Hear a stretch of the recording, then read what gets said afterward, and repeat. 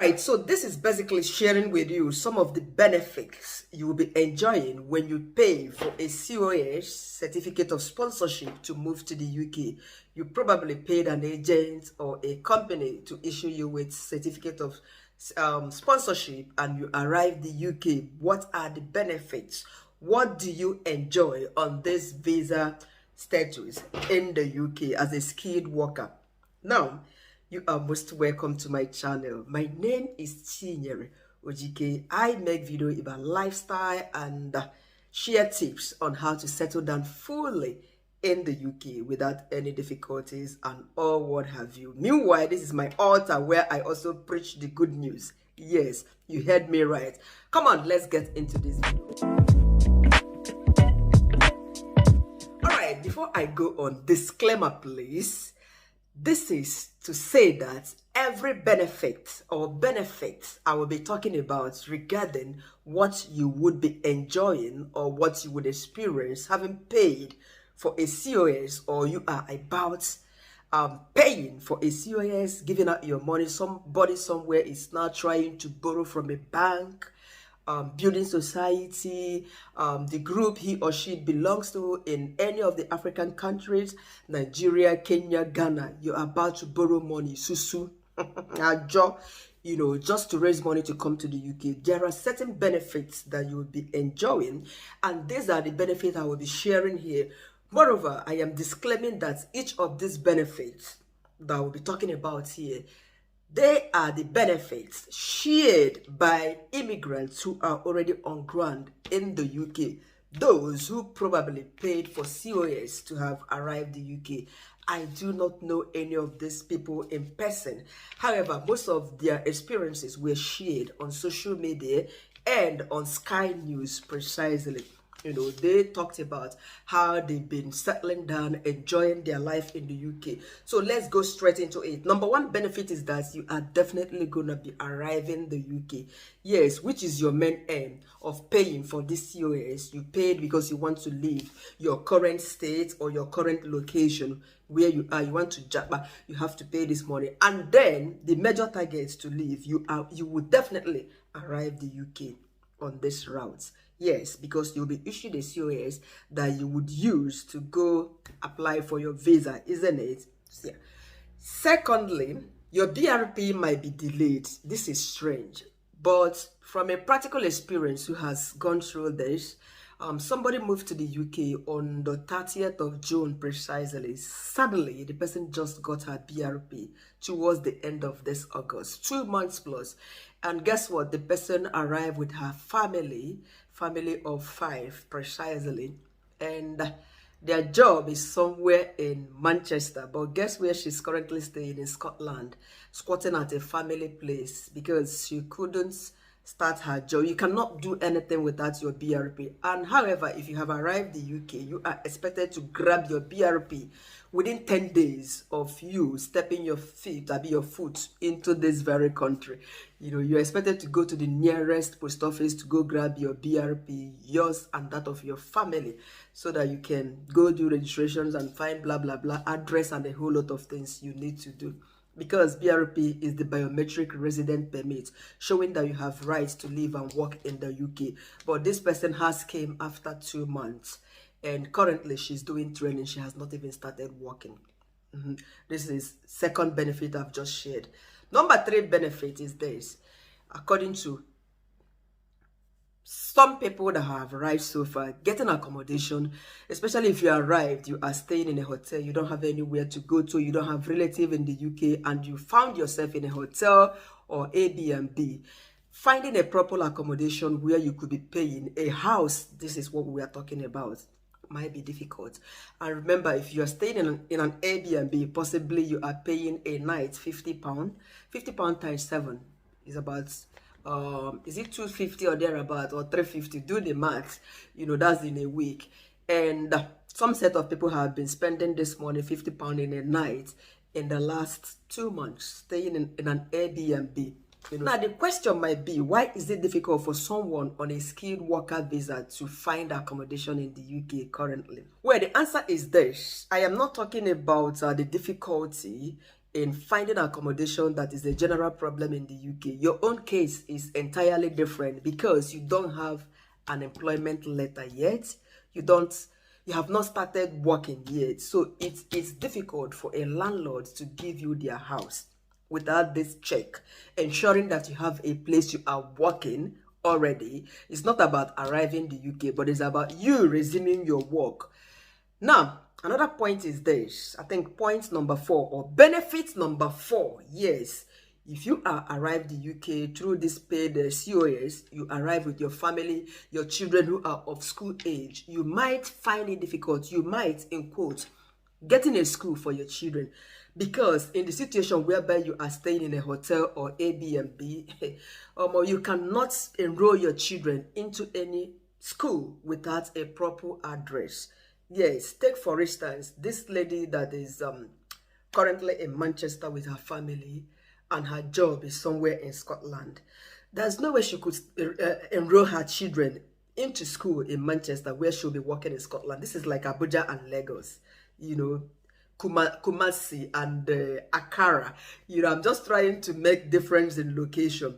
Yes, so you have to wait until you are settled in that location where you are expected to be working on a proper visa. Coming in here, they've already given you the date you should be resuming work, and once you arrive, you go to your workplace, report yourself, get your employment letter, PM, you use it to start looking for a house.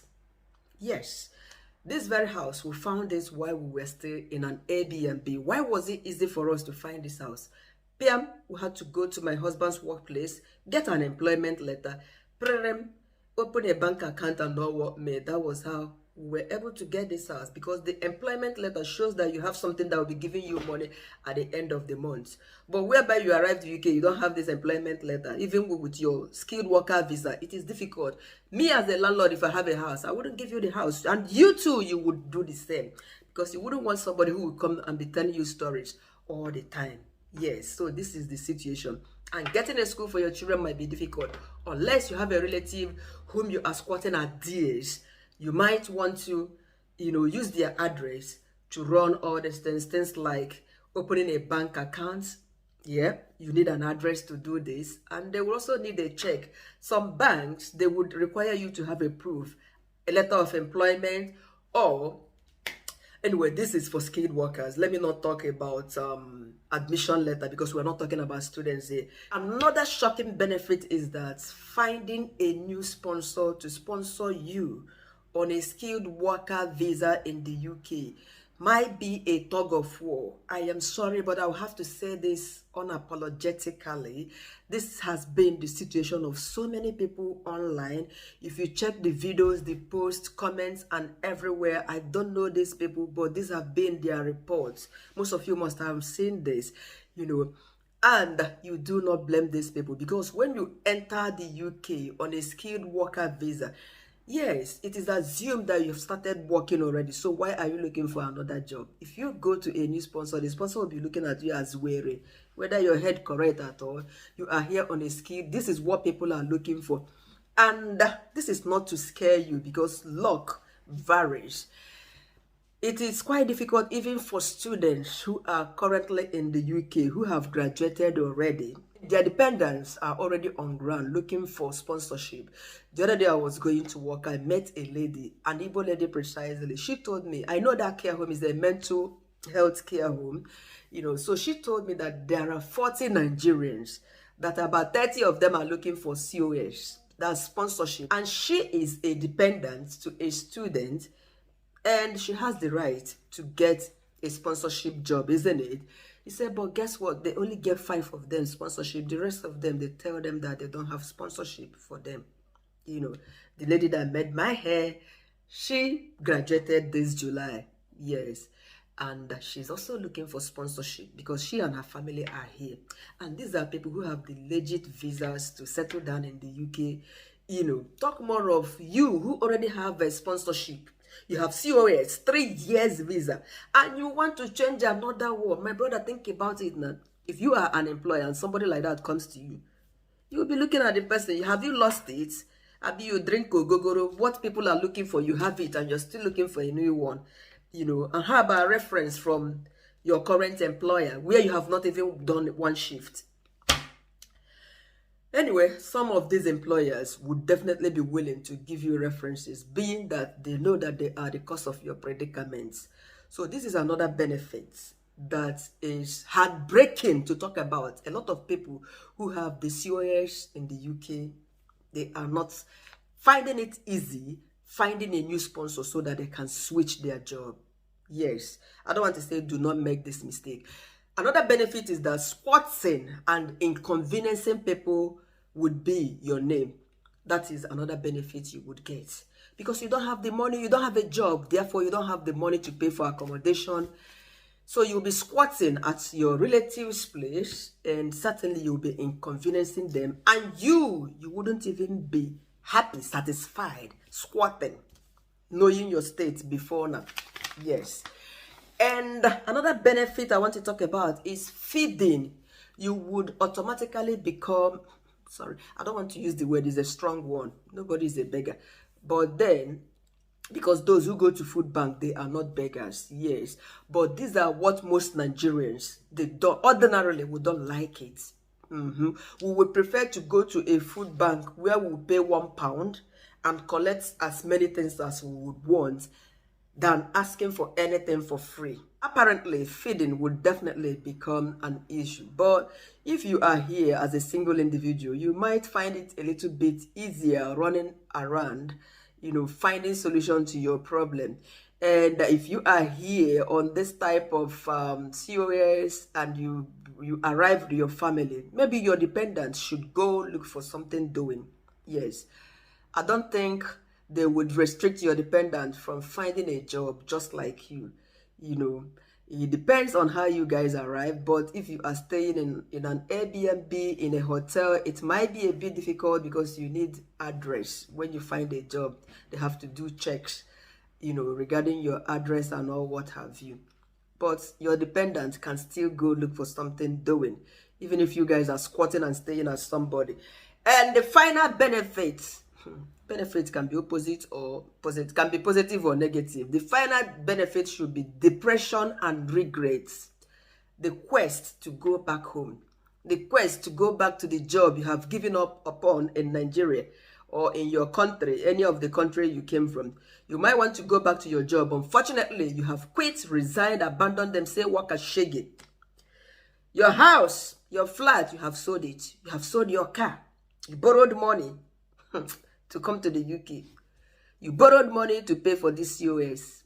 Millions, 10 million, 12 million, 15 million.